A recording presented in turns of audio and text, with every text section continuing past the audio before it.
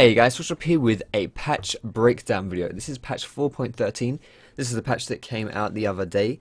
For those of you who are wondering why I'm making this video now when the patch has been out for a few days, the reason for that is because there are so many changes in this patch specifically to popular junglers that I didn't really feel comfortable giving you my thoughts until I'd played around with some stuff. So now I've played around, I feel like I'm ready to make this video. So for some changes which are going to be happening for, which you can see in this patch video, is that you're going to see the champion names down the side here. So if you ever want to just hear about a certain champion, click that name and it should take you to the point in the video where I start talking about them. Although, be warned, sometimes YouTube's a bit buggy, so that may not work, but in theory, that's what should happen. And in addition to that, I'm also, for the future patch notes, I'm going to be teaming up with some other YouTubers that you guys may know, and we're going to be giving you a more complete patch note breakdown experience. So for the top lane, I believe we have Valkyrin.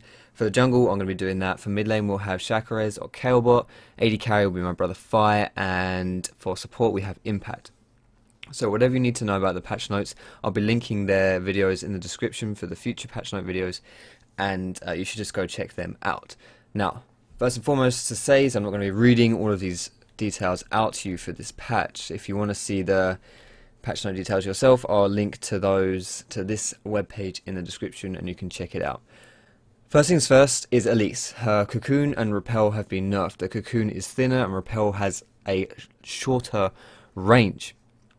This really doesn't mean too much for Elise. Now there was pretty much a trifecta of very strong junglers, and that trifecta consisted of Elise, Evelynn and Lee Sin. Elise is still going to be very strong despite these nerfs. These nerfs didn't really do anything apart from make her less obnoxious, and it is definitely a nerf, but she's still strong. She's perhaps a tad bit harder to execute now, but she's still Elise. It's still the same deal. She's still extremely strong, very good at early game, pretty solid at destroying teams in ganks and stuff. So she's still very good. Elise is pretty much the same as she was before, just a tiny bit weaker. Evelynn has also been nerfed as well. What they've done with her is they have reduced her base damages while increasing her ratios. What this means is that she's going to be doing less damage before she gets items, so early on into the game. And also, if she doesn't build damage, she's not really going to be dealing as much damage. If she builds tank, she will not have as much damage as if she builds damage now. I know that sounds quite obvious, but basically when you have high base stats, or high base damage and then not so high ratios, what this means is you can build tanky items and you'll still have a lot of damage. But when they've cut down on that base damage, they've increased the ratios. So if you do want to be dealing damage, you will have to be buying those damage items. Because in the past, Evelynn players would be they could be getting something like Spirit Tailed Lizard, maybe a Hex Drinker, and then they just go like Randwinds, Banshees, whatever. They'd go full tank and they'd still be doing a fair amount of damage. Now, if you want to be having as much damage as you did before, you're going to have to be investing more into those damage items. And that's good because it means you have more counterplay. Because if someone is doing loads of damage but they're not squishy and they're still really tanky, that's kind of really frustrating to play versus. So this is a decent nerf for Eve here. But I still think she's strong. I still think she's good. Similar to Elise, I think she's still decent, and she's still very, very good in solo queue and as a jungler champion in general. Moving on to Gragas here. Gragas is a special one. I'm going to mention him even though he wasn't strictly necessarily a jungler. People were still kind of figuring out what to do with Gragas after his rework, and they found a really nice home for him in the top lane. And what that did was, because they found a place where he fitted so perfectly, they stopped looking for other things that he could be good at, which basically meant that people stopped thinking of him as a jungler, or stopped considering him as a jungler once he became so popular as a top laner. But I still think he was a pretty good jungler. Now, these nerfs don't really hurt his jungling that much. His W is the only real decent nerf that's worth mentioning about as far as jungling goes. And in fact, the fact that his Q has been nerfed from a laner's point of view may make jungle Gragas more appealing. Whether it will make it appealing enough to be picked over top lane Gragas or to be picked consistently as a jungler, I can't really say. But basically, his W nerf doesn't really hurt his jungling that much, and this is something I should point out as well, is the wording on this Q nerf. This always throws me out, but it's worth knowing that when the difference between minions and monsters. Minions are things like lane minions, right? You have the fighter minions, the caster minions, the cannon minions, the super minions, right? The stuff you're killing in the lane. Monsters are things like the White, the Wolf, the Buffs, whatever, all the neutral monsters, or the neutral NPCs, you should say, are monsters. So your barrel does not do reduced damage to jungle monsters, which is good. It does reduce damage to lane minions instead. So as far as Jungle Gragas goes, he's actually pretty decent. He's not amazing, but he's pretty decent. If you build him majority tanky, then you can have a lot of success playing Jungle Gragas, in my opinion. Now, next up we have Hecarim, who has received a few buffs. Now, these buffs really, in my opinion, aren't enough to bring him into extremely competitive level. I think that Hecarim is a champion, however, that will always do fairly well in solo queue because he scales extremely well with items. He's very good later on into the game, and he's pretty good at solo carrying. If you think about the whole kind of Madstone Udyr build that oh my goodness, why can't I say it? Trick2G does. There we go. That all revolves around you getting ridiculously fed by yourself and then solo carrying the game via objectives. Hecarim can do that, have that kind of playstyle, except more focused towards killing people than killing objectives, and he's always good at doing that in solo queue. So he's always viable in solo queue. Yes, he's definitely a viable champion, but I don't think he's amazing, and he's very weak early on. However, having said that, a lot of the junglers which are strong early on, so a lot of the people that you could say counter him, well, don't really counter him, just junglers he struggles against, have been nerfed in this patch. So indirectly, this makes people like Hecarim more appealing as well. It makes a lot of people more appealing, actually. Like even anyone that's weak early on now becomes more appealing as well. But anyway, Hecarim's just had a few buffs. They're nothing special, but they're nice, and you know But the important stuff is what I just said before. He's a decent solo queue jungler. Hecarim is. Jax had a bit of a buff, which is nothing too much to talk about because whatever. It's more like a bug fix kind of thing, a semi-bug fix, I should say.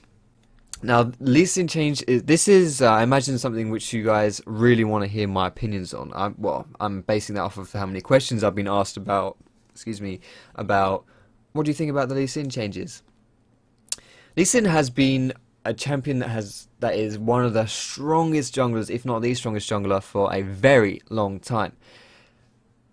And no one really wanted to nerf him because he's Lee Sin, I guess. It's hard to say. I mean, the community did not want him being nerfed. Myself, well, obviously I don't want him being nerfed. I was personally against him being changed as opposed to him being nerfed. I didn't want him being reworked or anything.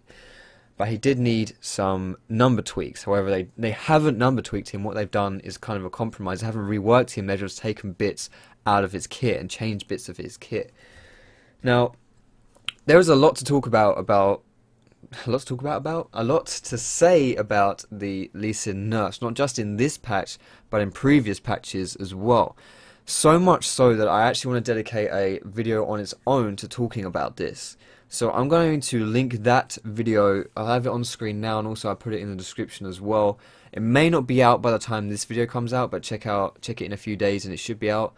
But the long and short of it, just so I don't leave you completely hanging right now, is Lee Sin is still Lee Sin. He can still have the ability, the capabilities to completely obliterate a game by himself in the early game, in the early stages of the game.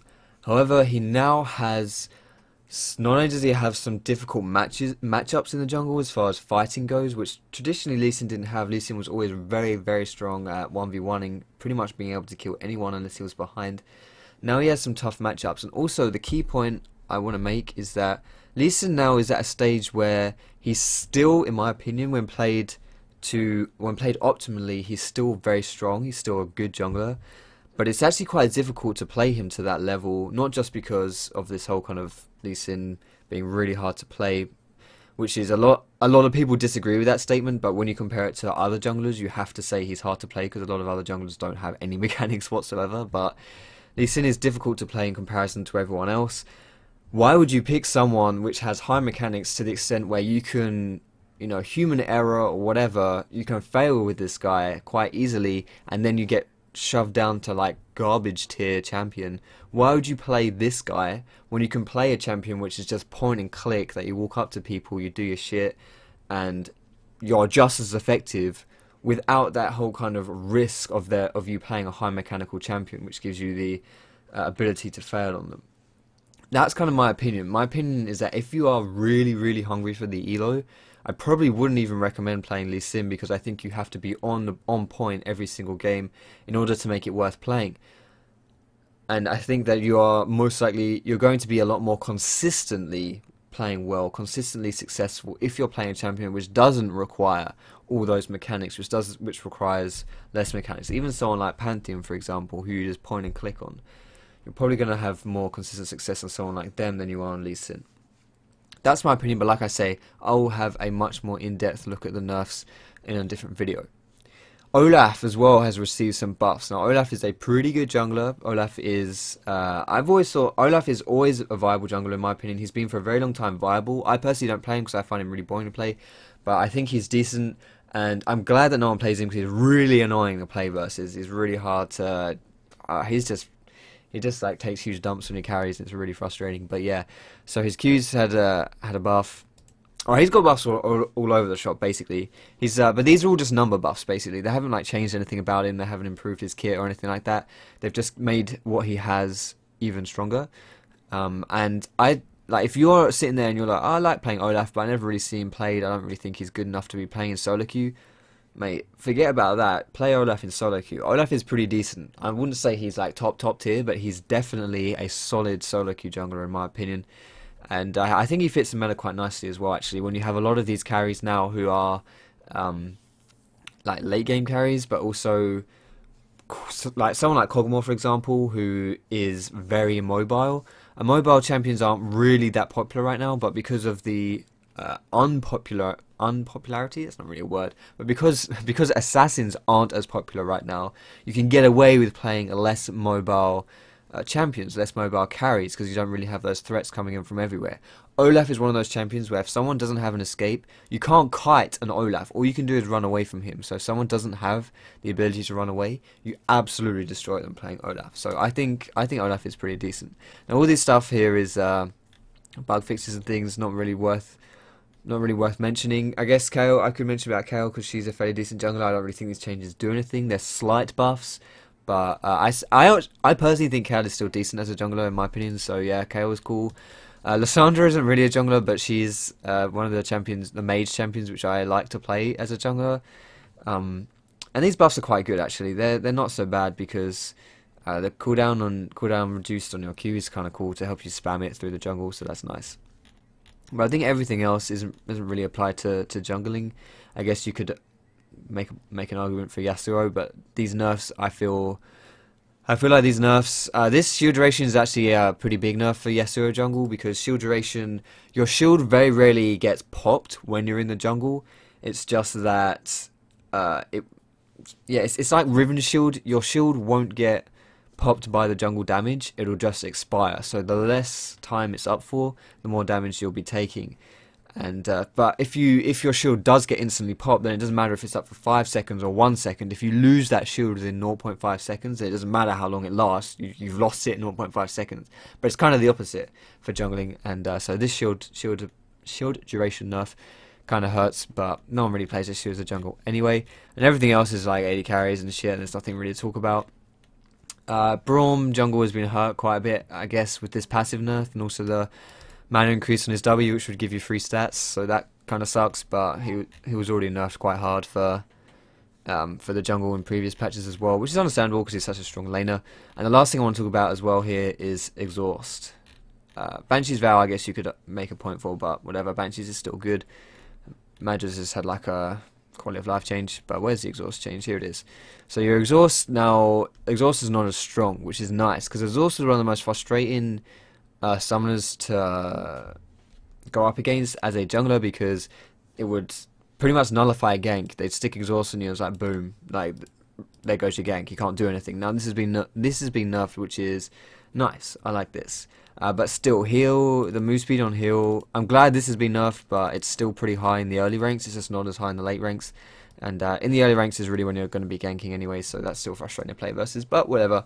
That's pretty much all the changes I want to talk about for this video, guys. Thank you so much for watching. Like I say, I will be doing an updated or a more in-depth video on the Lee Sin changes. But yeah, basically the long and short of this patch is that actually, even though things got nerfed, things are still pretty good. So thanks so much for watching, guys. I hope you have a great day. If you like the video, feel free to subscribe, and I will see you in my next video.